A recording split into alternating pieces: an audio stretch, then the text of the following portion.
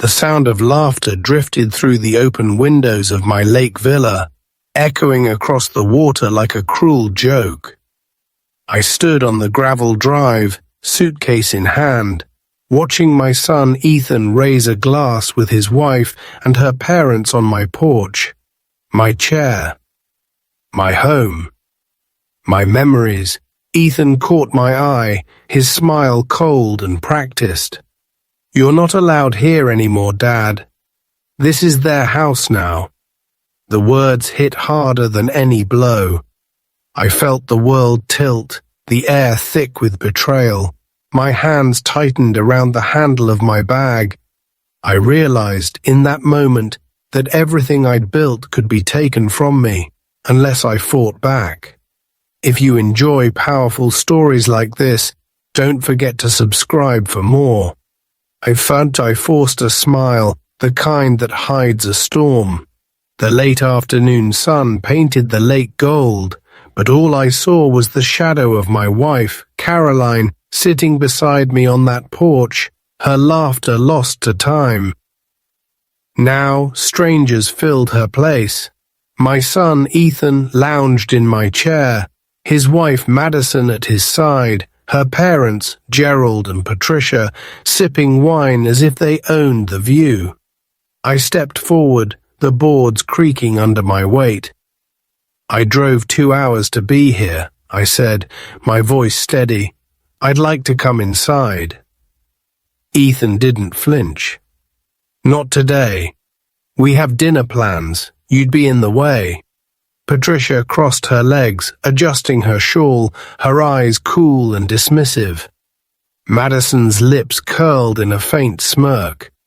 Gerald poured himself more wine, not bothering to look at me. I glanced past them into the living room. Caroline's knitted throw draped over the couch, the cedar coasters I'd made last summer stacked on the table. Patricia's glass sat directly on the wood. I swallowed the anger rising in my chest. Since when does something I own become someone else's without me knowing? I asked, my voice low. Madison set her glass down. Since we decided it makes more sense this way. They nushna. At a place. Richard, you hardly come here. It's selfish to let it sit empty. Empty. The word echoed in my mind. I'd been here last month, sanding the porch railing. The month before, I'd replaced the screen door, but none of that mattered to them. It wasn't about family, it was about control. Gerald spoke up, his voice oiled with false courtesy. "We're grateful for your generosity, Richard. We'll take good care of it." I didn't answer him. My eyes stayed on Ethan. "And you thought you'd just announce this while sitting in my chair?" Ethan's lips twitched. Better to be direct. There was a time when a look from me could make him rethink his tone. Now he didn't even blink. Somewhere between his college graduation and this porch, he'd decided he was the one giving orders. I stepped back, the gravel crunching under my shoes. "All right," I said, the word tasting like metal. "Enjoy your evening." I turned, walked to my car and drove away, their laughter following me like a curse. That night, as I sat in my dark kitchen, the phone buzzed. A text from Ethan. "Just so you know, we've decided the lake house will be theirs permanently. Don't come back." No explanation, no discussion, just a line in the sand, drawn over something he didn't own. I stared at the message, the quiet of the house pressing in.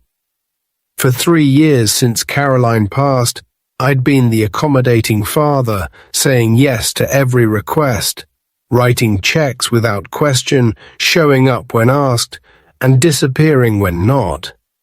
I told myself it was for the sake of staying close to my only child. But families don't take what's yours and tell you you're not welcome. Families don't erase your name from the door of your own home. I took a slow sip of coffee. Somewhere beneath the sting of humiliation, something colder began to take shape. Not anger, not yet.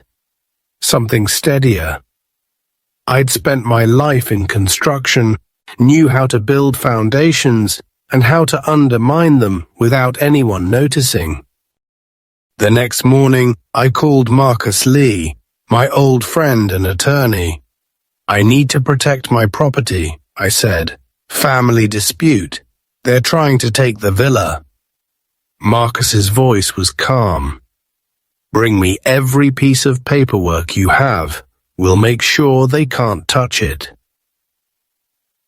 I spent the day gathering deeds, tax records, insurance documents, but legal armor wasn't enough.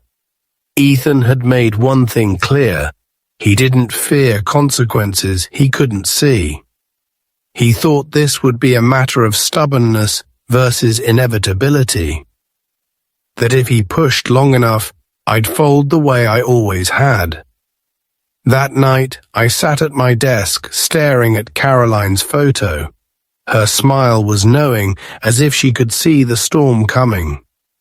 I wrote a single line on a notepad. "They will never forget this day." It wasn't a vow made in anger. It was a blueprint. 3 days later, Ethan called. "Dad, Madison's parents are moving in next weekend. It's happening. Don't make this harder than it needs to be. You'll just embarrass yourself." I let the silence stretch. "You think you can stop this?" He laughed, a short, dry sound. "If you fight this, you'll lose. We'll take it anyway." I hung up first. For the first time in our lives, I ended the call. My heart was steady, my breathing even. That click felt like the opening move in a game I'd been avoiding for years. I called Darren Miles, my neighbor and tech genius. "I need your help," I said. "Motion sensors, lights, sound. I want them to have a memorable experience." Darren grinned. "Like a haunted house. Something like that. Except the goal isn't fun. It's to make people leave and never come back." We spent hours wiring the villa, motion detectors in every room, speakers hidden in vents, ready to play footsteps, whispers, doors creaking, projectors to cast shadowy figures on the walls. A central control system I could operate from anywhere. By the time we finished, the villa looked unchanged. But every corner, every threshold, every quiet space was now a tripwire. Saturday arrived. I watched the villa's camera feeds from my study. At exactly 2:02, Ethan's SUV pulled into the driveway. Madison, her parents' bags in hand. They didn't pause. They walked in, confident, entitled, certain I was nowhere near. I waited until nightfall. When the house was quiet, I triggered the system. Lights strobed, shadows flickered, whispers filled the halls. Water gushed from the faucets. The voice assistant announced, "Unauthorized occupants detected. Leave immediately." Panic erupted. Gerald stumbled into the hall, shielding his eyes. Patricia screamed. Madison tried to shut off the water, but it kept flowing. Ethan pulled at the front door, but the smart lock delayed their escape. When it finally opened, they spilled onto the porch, blinking in the dark, and fled in their SUV. The next morning, Ethan called, his voice brittle. "What did you do, Dad?" "The house went crazy. Madison's parents are traumatized." I let a note of sympathy into my voice. "That sounds terrifying. Did you call anyone?" "We called the police. They said nothing was wrong." "This isn't over. We're still moving in." "Maybe the house doesn't like strangers," I said. He was silent for a long moment. "I underestimated you." 2 days later, a locksmith arrived with Ethan. The man examined the smart locks, shook his head. "These aren't regular locks. You'll need a tech specialist." Darren was the only one within 200 miles who could help, and he worked for me. Ethan stood on the porch, defeated. The villa's lock stayed engaged. The cameras stayed live. That evening, Ethan and Madison showed up at my door. "This game ends now," Ethan said. "Either you stop whatever you're doing and give us the villa, or you'll never see us again. No visits, no holidays, no future. We're grandchildren." There was a time when that would have broken me. Now it was just data. "So that's a threat?" I asked. "It's reality," Ethan replied. "Interesting perspective from people who tried to move in without asking." Madison's eyes flashed. "We thought you'd be reasonable." "I am being reasonable. I'm keeping what's mine." Ethan's jaw tightened. "We'll sue you." Harassment, emotional distress. Based on what evidence? He had no answer. The next morning, I met Marcus at his office. "I want to protect the villa permanently. No disputes, no loopholes." He nodded. "Transfer ownership into an irrevocable trust or donate it to a charity. Fastest is the charity route." I thought of Caroline's favorite veterans charity. Give it to them, but add a clause for my lifetime access. Marcus smiled. Understood. 2 days later, the news broke. The Veterans Rest Initiative posted a photo on their social media thanking me for the donation of the villa. The local paper picked it up. By noon, my phone buzzed with calls and texts, not from Ethan, but from people I hadn't heard from in years. Ethan called, his voice flat. "So that's it. You'd rather give it to strangers than your son." "I'd rather give it to people who will respect it. You've destroyed this family." "No, you did that yourself." There was nothing left for him to say. A week later, I drove to the villa for the dedication ceremony. The program director greeted me with a warm smile. Inside, the house was quiet, the air holding only wood and sunlight. No more tech tricks, no more battles. As I walked the rooms, I told her where Caroline liked to read, where the morning light landed in winter. She listened, taking notes like a steward, not a guest. Later, Ethan arrived alone. He looked at me, shame and regret in his eyes. "Do you hate me?" he asked. "No," I said, "but I stopped letting you make me small." He nodded, understanding. "What happens now?" "Now you go home, figure out who you want to be. If you can come back as a son, call me. Until then, this place is busy." He left, and I watched his car disappear down the road. I stood on the porch, the lake shining in the afternoon sun. For the first time in years, I felt at peace. I had lost a house, but I had reclaimed myself. The days after the dedication ceremony passed in a strange, weightless quiet. I found myself waking before dawn, the old habit of early mornings from my construction days, refusing to die. The house in Phoenix felt emptier than ever, but not in a way that hurt. It was a clean emptiness, like a room finally cleared of clutter. I made coffee, black and strong, and sat at the kitchen table, staring at the sunlight crawling across the floorboards. For the first time in years, I didn't have to check my phone for messages from Ethan, or requests for money, or last-minute demands to fix something at the villa. Instead, I opened a notebook and began to write. Not a letter to Ethan, not a list of grievances, but a record of what had happened.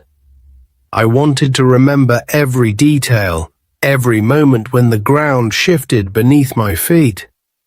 I wanted to see the pattern, the slow erosion of boundaries that had led to this final necessary act. I wrote about the first time Ethan asked for help after Caroline died. His voice had been shaky, uncertain, the grief still raw. "Dad, Madison and I are struggling. The rent's gone up. We just need a little help until things settle down." I'd said yes, of course. I'd always said yes. That was the beginning. I wrote about the way Madison's parents started appearing at family gatherings, always with a smile, always with a subtle suggestion that things would be easier if we all just pooled our resources. "It's what families do," Patricia would say, her voice honeyed and insistent. "We look out for each other." But what she meant was, "You look out for us." I wrote about the slow, creeping sense of being replaced, the way Ethan stopped calling just to talk, the way Madison's parents began making decisions about the villa without asking me, the way my own son started to look at me like an obstacle, not a father. The more I wrote, the clearer it became. This wasn't just about a house. It was about respect, about the quiet, invisible lines that hold a family together. Lines that, once crossed, can never be redrawn in the same place. I closed the notebook and set it aside. The sun was higher now, the day warming. I stood, stretched, and walked to the window. Outside, the world went on as if nothing had changed, but I had changed. I was done being the man who said yes to everything, the man who mistook kindness for surrender. A week later, I received a letter from the Veterans Rest Initiative. Inside was a photograph of the first group of veterans who had stayed at the villa. 5 men and women standing on the porch, the lake behind them. Their faces open and unguarded. The program director had written a note. "Thank you for giving us a place to heal. Your wife would be proud." I stared at the photo for a long time. Caroline's memory was everywhere in that house, in the way the light fell through the windows, in the garden she had planted, in the books she had left on the shelves. Now her legacy was something larger than family. It was a gift to people who needed it most. That night, I slept better than I had in years. But peace, I learned, is never permanent.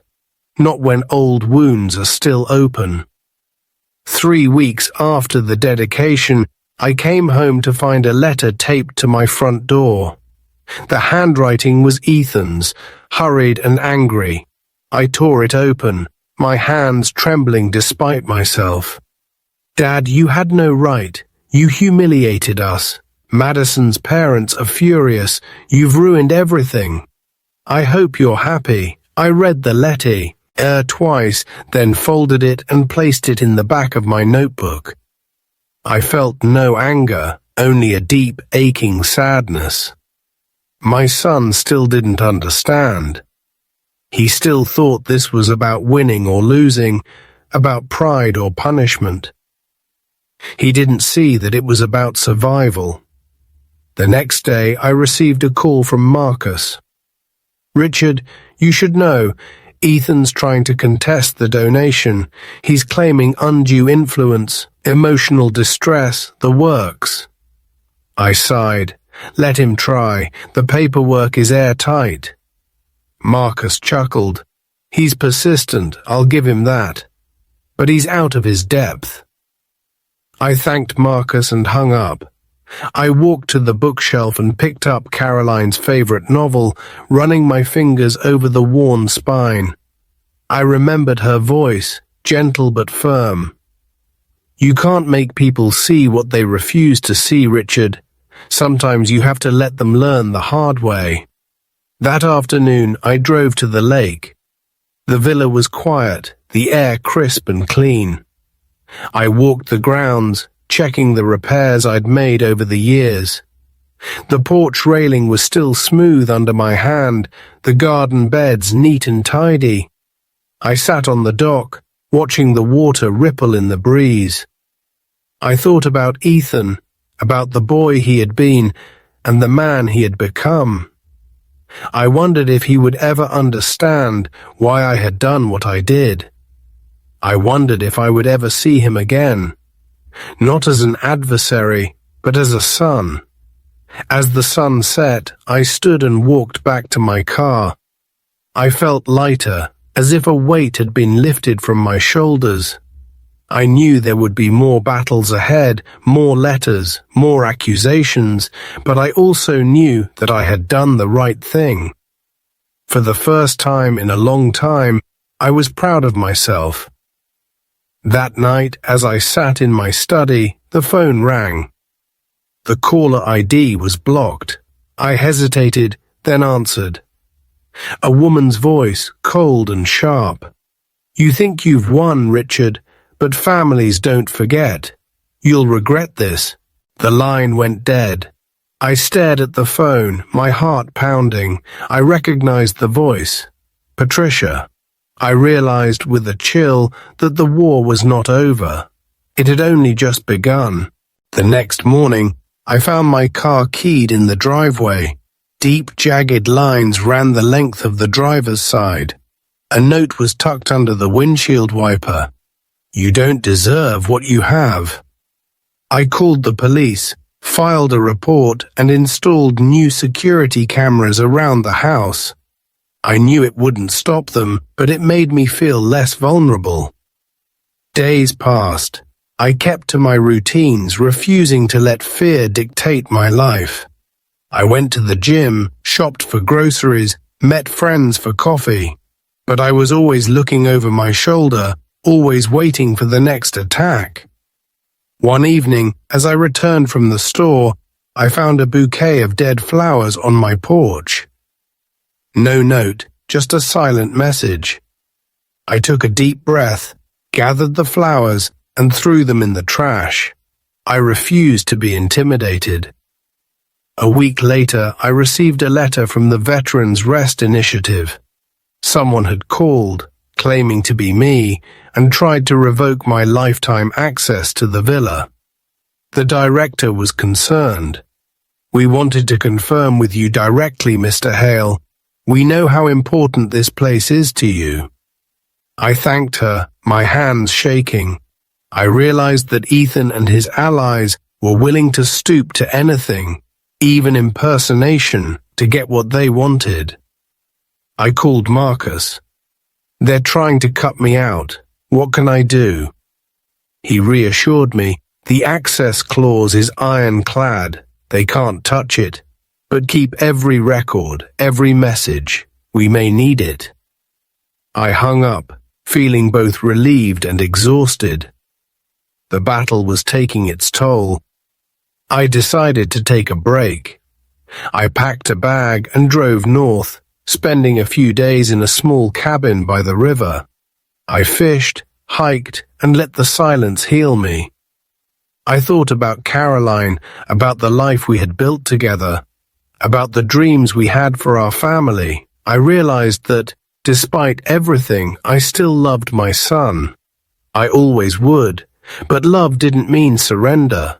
Love meant setting boundary, as even when it hurt. When I returned home, I found a letter from Ethan in the mailbox. This one was different. The handwriting was careful, the tone softer. "Dad, I don't know how to fix this. I'm angry, but I'm also lost. Madison's parents are blaming me for everything. I feel like I've ruined my life. I miss Mum. E." I sat on the porch, the letter in my hands, and let myself cry for the first time in years. I folded Ethan's letter and placed it on the table beside me. The porch was quiet, the air heavy with the scent of pine and distant rain. I watched the sky darken over the rooftops, feeling the ache of old wounds and the weight of choices that could never be undone. I wanted to call him, to tell him that I understood, that I missed his mother too. But I knew that some things had to be learned in silence. That night, I dreamed of Caroline. She stood at the edge of the lake, her hair caught by the wind, her eyes full of kindness and warning. "You can't save him from himself, Richard," she said, "but you can save yourself." I woke before dawn, the dream lingering like a whisper in the dark. I made coffee and sat at the kitchen table, staring at the letter. I thought about the years I'd spent trying to hold my family together, the sacrifices I'd made, the boundaries I'd let slip for the sake of peace. I realized that peace built on surrender was no peace at all. The next day, I called Marcus. "I want to update my will," I said. "I want everything to go to the Veterans Rest Initiative. No loopholes, no way for Ethan or anyone else to contest it." Marcus was quiet for a moment. "Are you sure, Richard?" "That's a final step." "I'm sure," I said. "I want to leave something good behind, something that can't be twisted or taken." We met at his office that afternoon. The paperwork was straightforward, the language precise. I signed my name, feeling a strange sense of relief. For the first time, my legacy was secure. As I left Marcus's office, my phone buzzed. A text from an unknown number. "You think you've won, but you haven't. We're not done." I looked around the parking lot, my heart pounding. I saw no one, but the message was clear. The fight was not over. I drove home, checking my mirrors, half expecting to see a car following me. The paranoia was new, and I hated it. I tried to shake it off, focusing on the road, the familiar landmarks, the comfort of routine. That evening, I received a call from the Veterans Rest Initiative. The director's voice was tense. "Mr. Hale, someone tried to access the villa last night.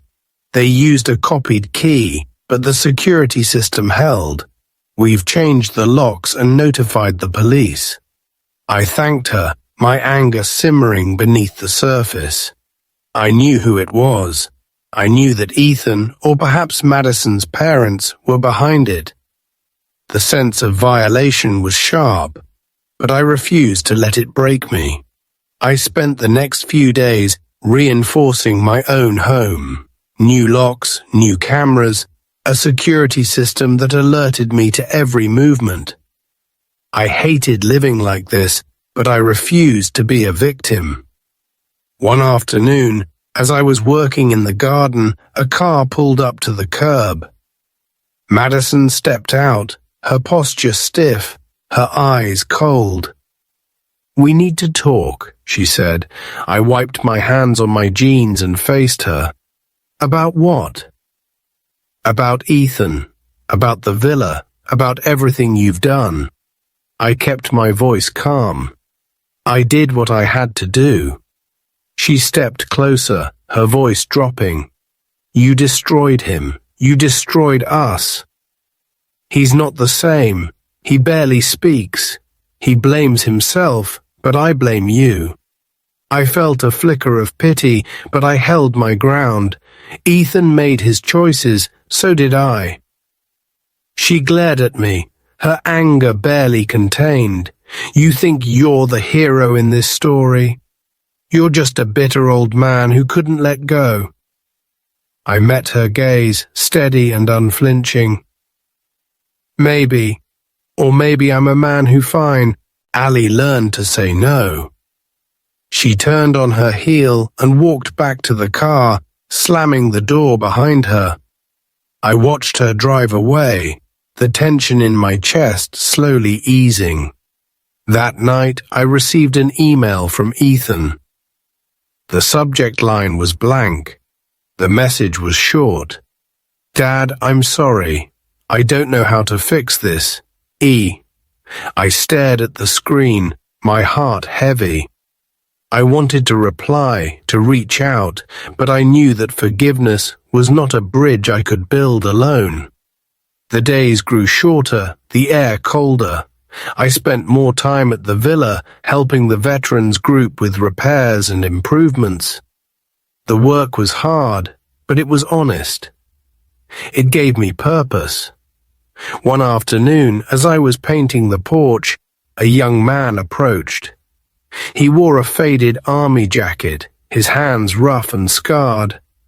"Mr. Hale?" he asked. "That's me." He smiled, shy and grateful. "I just wanted to say thank you. This place, it saved my life."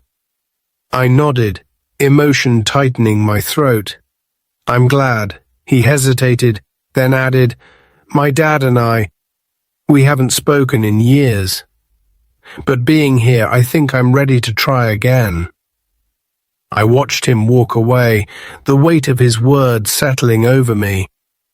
I realized that healing was possible, even after the deepest wounds.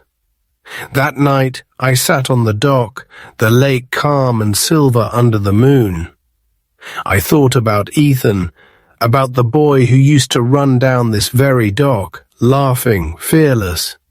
I wondered if he would ever find his way back.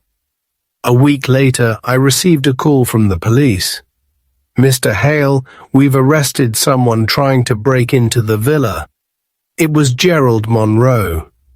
I closed my eyes, the news both shocking and unsurprising. The war for the villa had finally crossed a line. I drove to the police station, my mind racing. I found Gerald in a holding cell, his suit rumpled, his face drawn. He looked up as I entered, his eyes full of resentment. "You did this," he spat. "You turned my family against me." I shook my head. "You did that yourself." He sneered. "You think you've won? You think this is over?" I leaned in, my voice low and steady. "It's over when you stop trying to take what isn't yours." He looked away, defeated. I left the station, the cold night air biting at my skin. I felt no triumph, only exhaustion. The next morning, I found a letter from Ethan in my mailbox. "Dad, I heard about Gerald. I'm sorry. I never wanted any of this. I just wanted us to be a family. E." I sat on the porch, the letter in my hands, and let the tears come. Winter settled over the lake, the water turning to steel, the trees bare and silent. I spent the holidays alone, by choice. I cooked Caroline's favorite meal, lit a candle in her memory, and watched the snow fall outside the window. I thought about forgiveness, about the possibility of rebuilding what had been broken. I knew it would take time, patience, and a willingness to let go of old hurts. One evening, as I was locking up the villa, I heard footsteps behind me. I turned to see Ethan standing at the edge of the porch, his hands in his pockets, his breath clouding in the cold air. "Can I come in?" he asked. I nodded, stepping aside. We sat in the living room, the silence heavy but not hostile. He looked around, taking in the changes, the signs of new life and purpose. "I'm sorry, Dad," he said, his voice barely above a whisper, "for everything." I nodded, the words enough for now. We sat together, watching the snow fall, the past between us, but not insurmountable. Ethan and I sat in the villa's living room, the silence between us thick with everything unsaid. The fire crackled in the hearth, casting flickering shadows on the walls. I watched the flames, remembering all the winters Caroline and I had spent here, her laughter echoing through the rooms, her hands warm in mine, Now the house was filled with new voices, new stories, but the old wounds lingered. Ethan cleared his throat. I know I can't undo what has happened. I know I hurt you. I didn't know how to stop it once it started. I looked at him, really looked at him, and saw the boy he used to be, the boy who built forts in the living room, who begged for one more story before bed, who cried when he lost his first pet. I saw the man he had become, shaped by choices and regrets. You could have stopped it, I said quietly. You could have said no. He nodded, shame coloring his cheeks. I was afraid. Madison, her parents, they made it sound like I was weak if I didn't stand up to you. But I see now I was weak because I didn't stand up for you. The words hung in the air, heavy and honest. I felt a strange mix of anger and relief. Anger for all the pain, relief that he finally understood. We sat in silence, the fire burning low. Outside, the snow fell in thick, silent sheets, blanketing the world in white. I thought about forgiveness, about the slow, patient work of rebuilding trust. I knew it wouldn't happen overnight, but maybe, just maybe, it could happen. The next morning, I woke to find Ethan gone. On the kitchen table, he'd left a note. Dad, thank you for letting me in. I need to fix things with Madison. I don't know if I can, but I have to try. I'll call you soon. E. I stared at the note, my heart heavy with hope and fear. I didn't know what the future held, but for the first time, I believed it might hold something better. The days passed slowly. I threw myself into work at the villa, helping the veterans group with repairs, organizing community events, and tending the garden Caroline had loved. The house was alive with laughter and purpose, a place of healing for people who needed it most. One afternoon, as I was pruning the rose bushes, the program director approached me. Richard, there's someone here to see you. I wiped my hands on my jeans and followed her to the porch. Madison stood there, her eyes red from crying, her posture uncertain. Can we talk? She asked. I nodded, leading her to the bench overlooking the lake.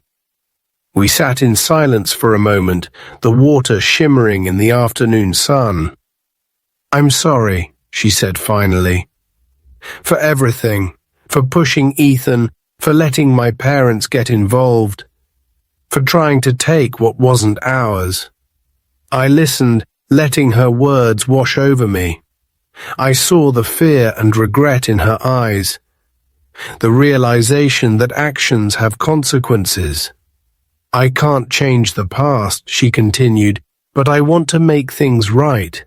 I want Ethan to have his father back.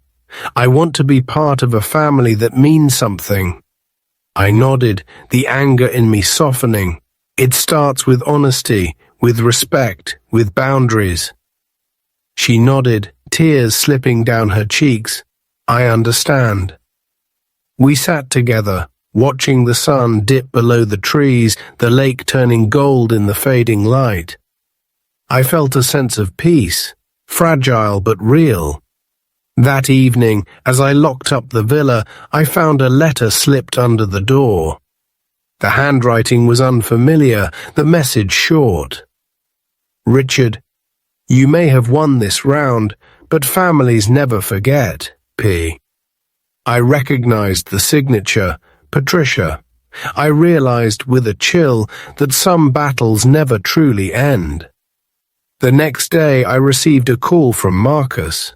Richard, there's been a development. Patricia is threatening to sue the Veterans Rest Initiative, claiming emotional distress and loss of property value. I sighed, exhaustion settling over me. Can she do that? She can try, Marcus said. But she doesn't have a case. The donation is legal, the paperwork is solid. Still, be prepared for more harassment. I thanked him and hung up, frustration simmering beneath the surface. I was tired of fighting, tired of looking over my shoulder, tired of the endless games. That night, I sat on the dock, the cold seeping into my bones. I thought about Caroline, about the life we had built, about the family we had tried to hold together.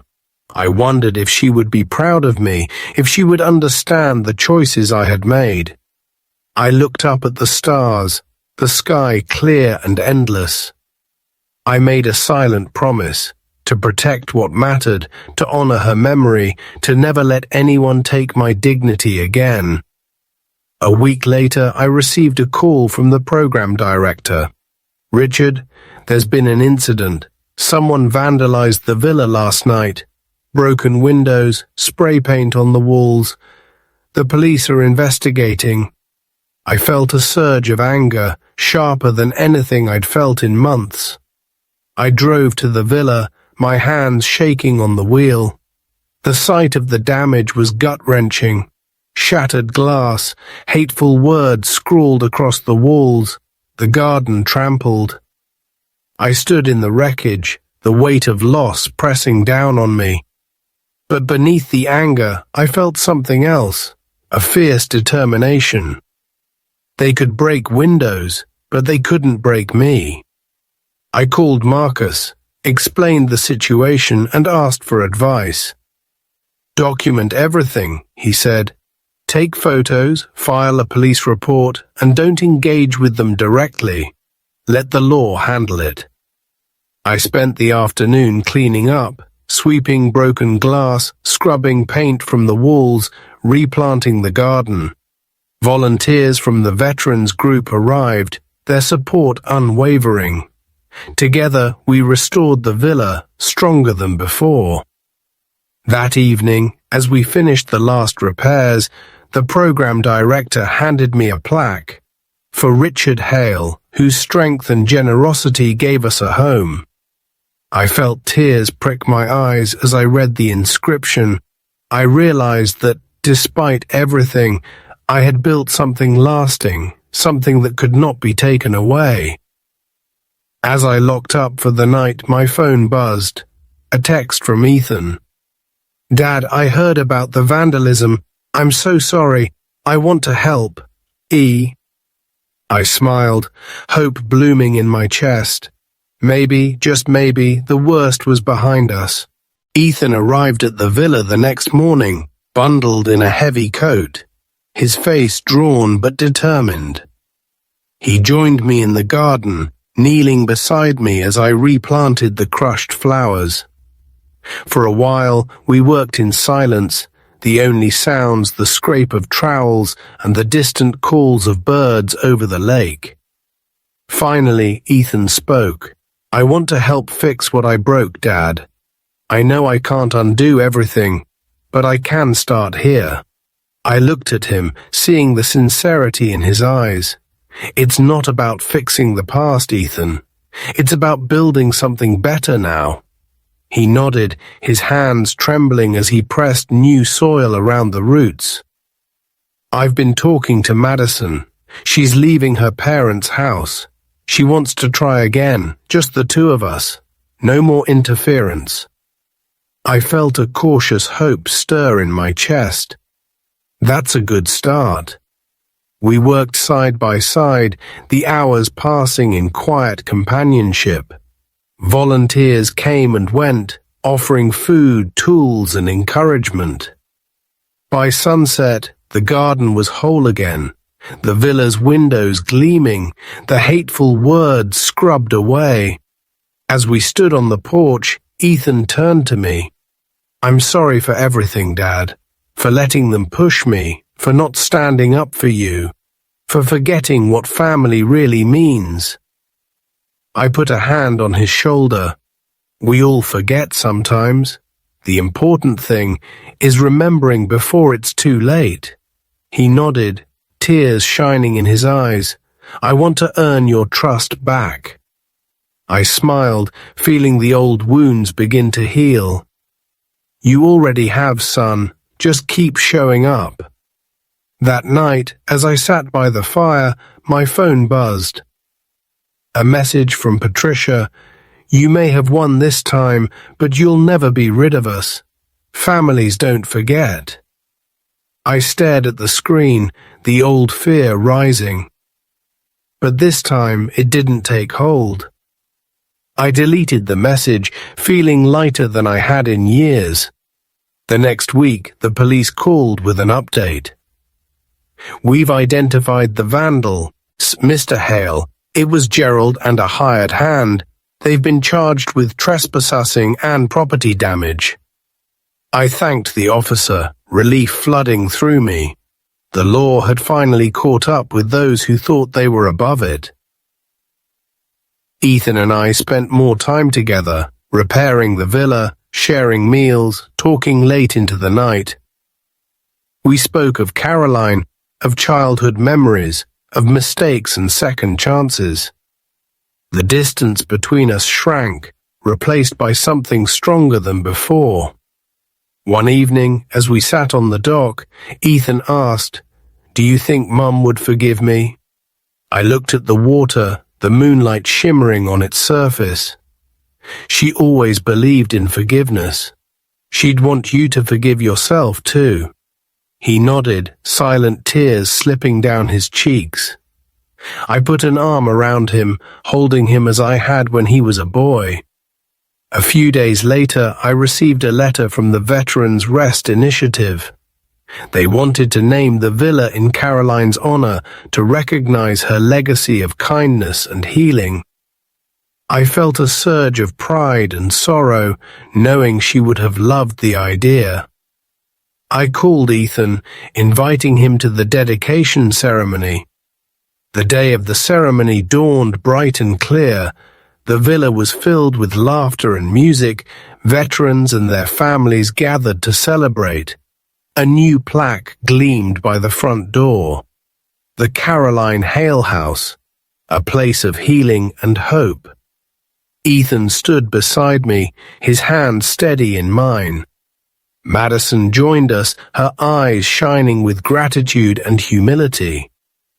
The past was not forgotten, but it no longer held us captive.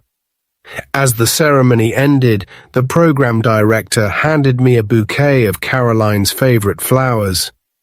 "Thank you, Richard. You gave us more than a house. You gave us a future." I looked around at the faces, at the life and joy filling the rooms, and felt a peace I hadn't known in years. That evening, as the sun set over the lake, Ethan and I sat on the porch, watching the water turn to gold. "Dad," he said, "I want to come back. Not just to the villa, but to you, to our family." I smiled, my heart full. "You're already home, son." The weeks that followed were filled with new beginnings. Ethan and Madison found a small house nearby, determined to build a life on their own terms. We spent weekends together, sharing meals, working on projects, laughing as we once had. Patricia and Gerald faded from our lives, their power broken by their own actions.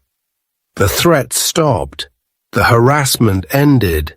The law had spoken, and justice had prevailed. I continued my work with the Veterans Group, finding purpose in service and community.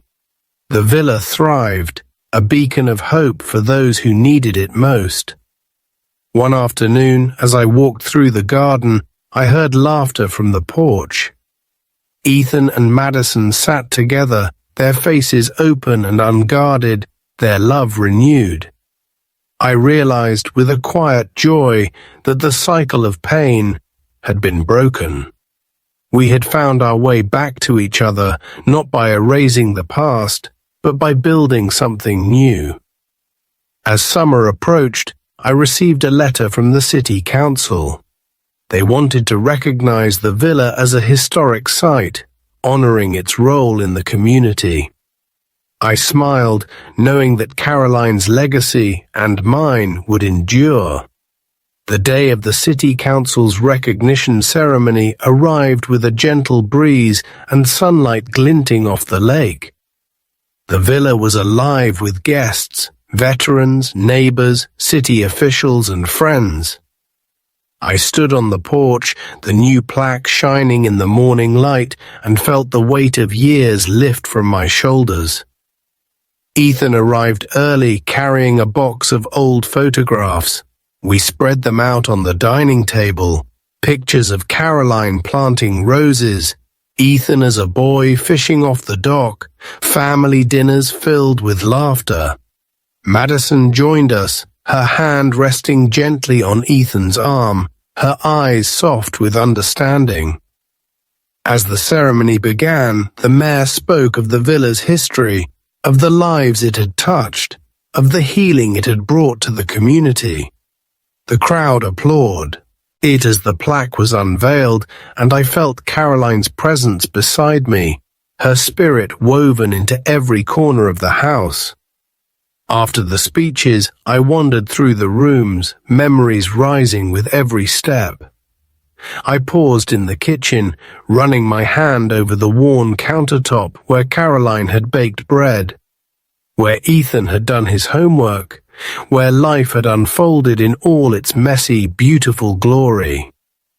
In the living room, I found Ethan staring at a photograph of himself as a child, Caroline's arms wrapped around him. He looked up, his eyes shining with emotion. "I remember this day," he said. "Mom made me promise to always come home, no matter what."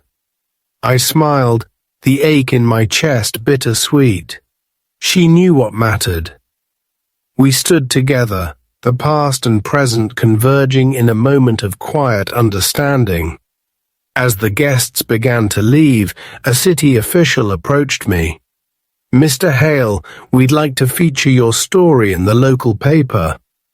Would you be willing to share your journey?" I hesitated, the old instinct to keep pain private, warring with the knowledge that stories can heal. I nodded. "If it helps someone else find their way, I'll do it." The article was published a week later. The headline bold, "A Father's Stand, How One Man Reclaimed His Legacy and His Family." The story spread through the community, sparking conversations about boundaries, forgiveness, and the true meaning of home. I received letters from strangers, men and women who had lost themselves in the service of others, who had been betrayed by those they loved, who had found hope in my story.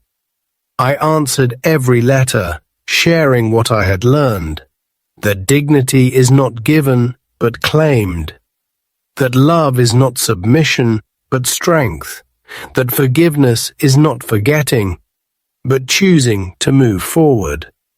One evening, as I sat on the dock, Ethan joined me, a quiet peace between us.